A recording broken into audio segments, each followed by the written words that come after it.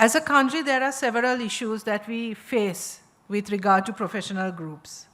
While we have made and we have developed a public education system that has made education accessible to many, we have not been successful yet in transforming that education to career paths that enable people to flourish. We provide paper qualifications, but not all of these qualifications transform into opportunities for individual growth or for contributing towards development, their own development, personal development, or the development of society and our country. While we have a primary responsibility to ensure that those coming out of, especially our public education system, are oriented towards serving their society, we also need to recognize that we are members of a global society and change and adapt accordingly and make sure that the qualifications that we provide enable all of our professionals to competitively face global society. Our belief is that our human resources should be equally valued, locally as well as globally. We need to make sure that the educational qualifications we offer are accompanied by professional recognition, value, and career paths.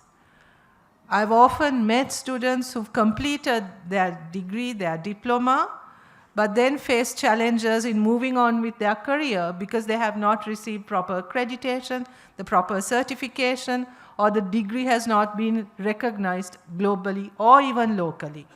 These are, I think, irresponsible decisions that have been made in the past, where we are churning out people with paper qualifications, but not really following through on whether they are able to actually make use of those qualifications. When we introduce degrees or diplomas, or whatever we want to call them, how those students obtain placements, advice on job placements must also be planned. As a government, we are committed to expanding opportunities, especially for technical education linked to industries and education, and we believe that this has to start from school.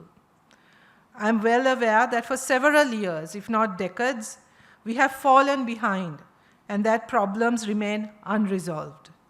As a result, we have become more and more divided amongst ourselves, jealously guarding our own boundaries and not thinking holistically about how each one of us has a unique and important contribution to make.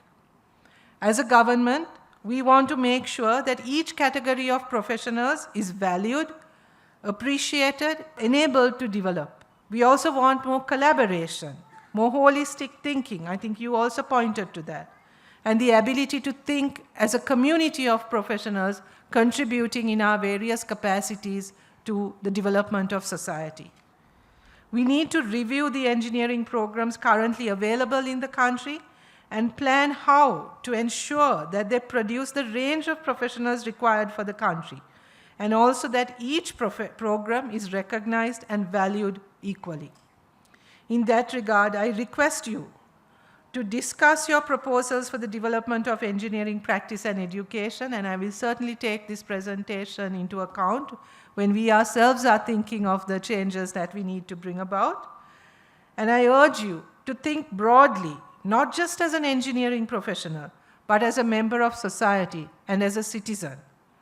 As a country, we have an opportunity to transform our society to one that is more just, more developed, and more equitable.